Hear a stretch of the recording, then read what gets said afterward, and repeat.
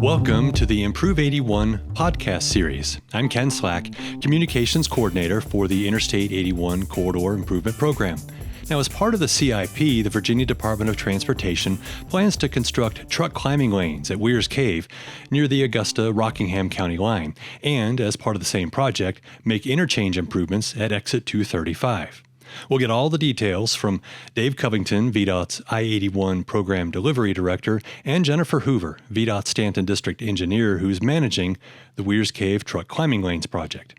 I thank you both for being here, and we'll get started with you, Jennifer. So tell me first, what are truck climbing lanes, and how do they improve safety or traffic flow? Well, truck climbing lanes are lanes that are added so that heavy truck traffic, which travels more slowly up steep grades, can actually stay in the right-hand lane and sometimes even in the middle lane so that the rest of the traffic can keep flowing in the left-hand lane. Truck climbing lanes technically have a differential of speed component, meaning that trucks traveling below the posted speed limit will need to stay out of the leftmost lane. So as part of this project, the area will actually have signs stating this requirement. Truck climbing lanes priority is more of a safety improvement rather than an additional volume component, although adding volume is actually a side effect of the added lane. And if I could add, specific to this area, historically VDOT has recognized both safety and congestion issues along I-81 in the vicinity of Weyers Cave.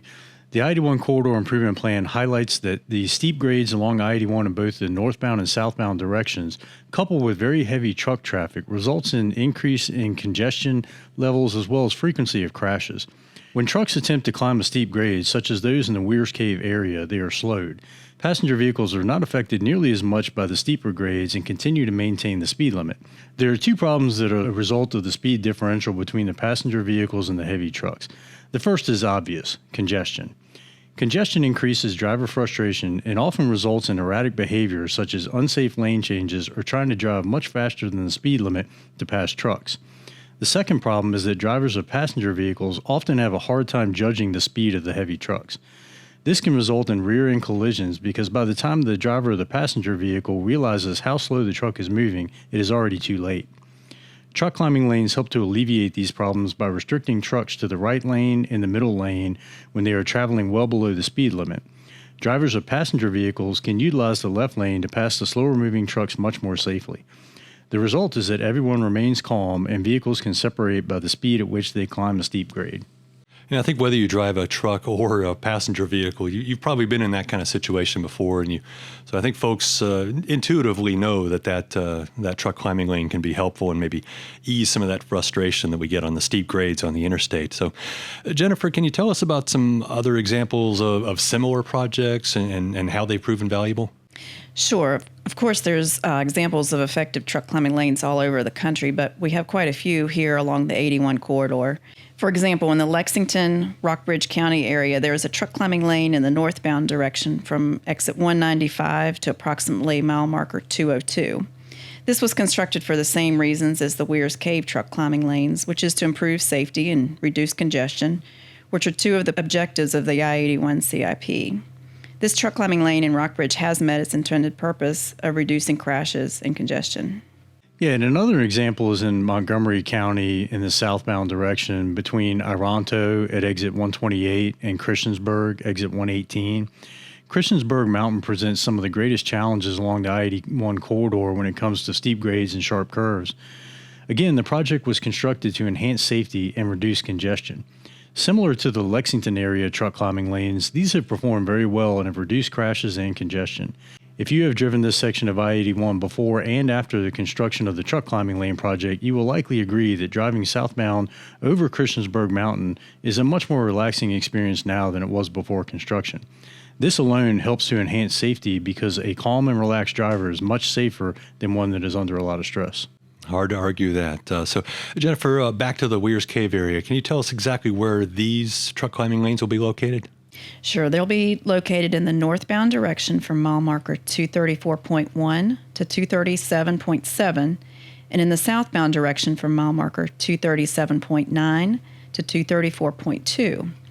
So in both directions, the truck climbing lanes will actually end well beyond the crest of the steep grades, which allows the slower moving truck traffic time to accelerate and merge into the faster moving traffic. So, Dave, what made VDOT decide on that location? Yeah, so I'd like to remind everybody that the I-81 Corridor Improvement Plan was developed based on data. So the team that developed the report pulled all crash and congestion data along the corridor and isolated areas with heavy congestion and frequent crashes. The Weyers Cave area was one that stood out due to high crash rates and heavy congestion. In addition, when there are crashes in this area, there is major congestion not only along I-81 but also Route 11 as drivers attempt to navigate around a crash location.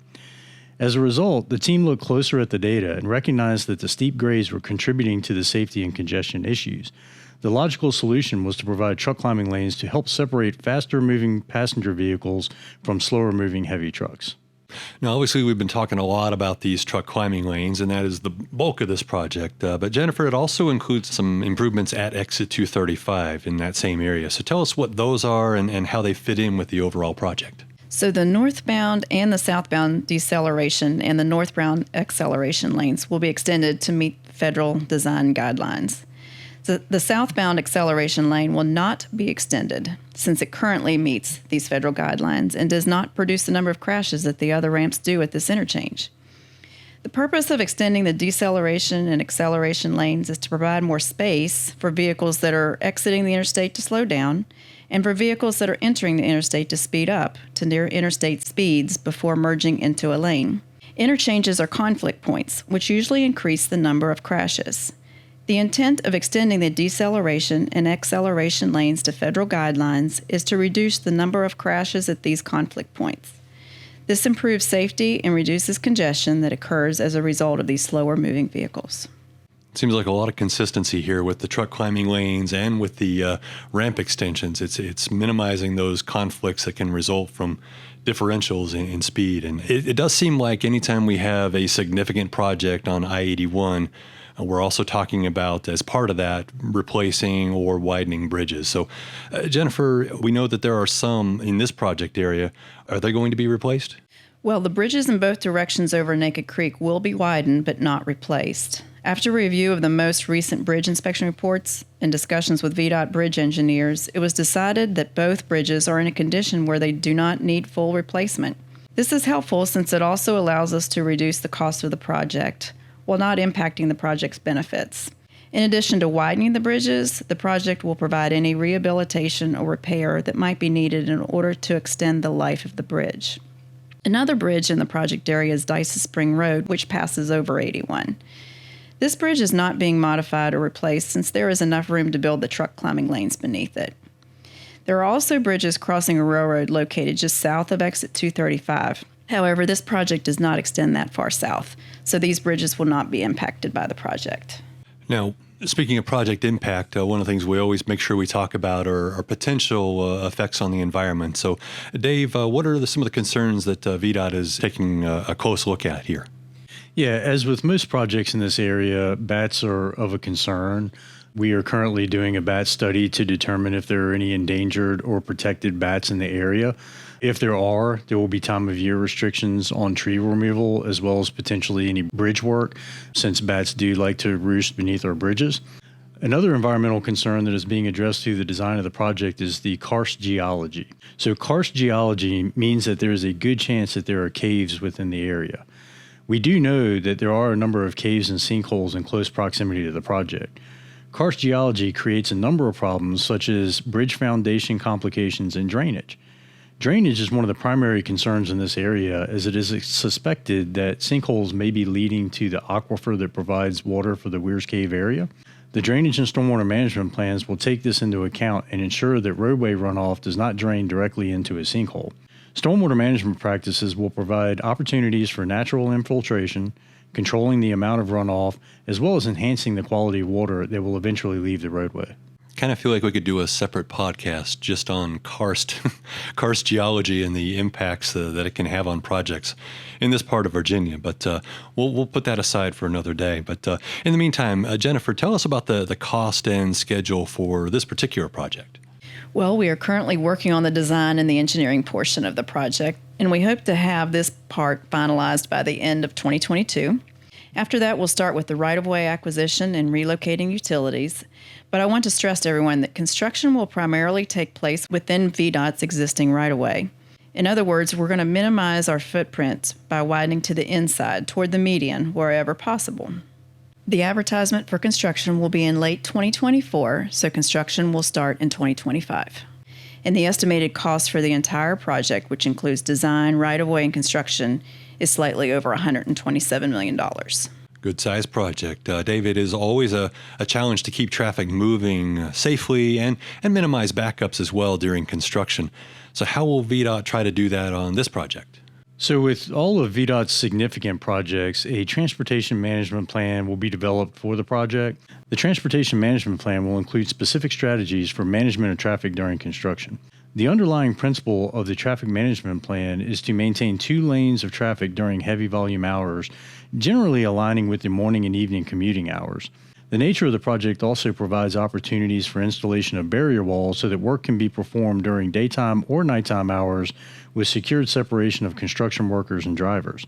The lane widths will likely be reduced during construction, and the shoulder areas will likely be unavailable in order to provide enough space to physically construct the project. During construction, please obey the speed limit, pay close attention to your surroundings, and stay in your lane. And speaking of stay in your lane, I am a communications guy, so I greatly appreciate Jennifer and Dave, both of you being here to help explain this project, put it in layman's terms for those of us, so to help understand what's going to be happening in the Weyers Cave area in the years to come.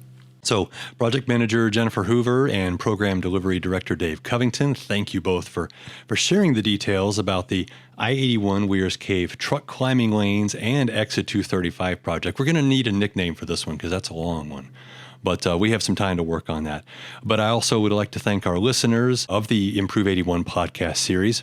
You can find all of our podcasts, view our videos, and browse all the information you might need about I-81 construction and operations projects just by visiting improve81.org. That's improve81.org. And as always, we wish you safe travels.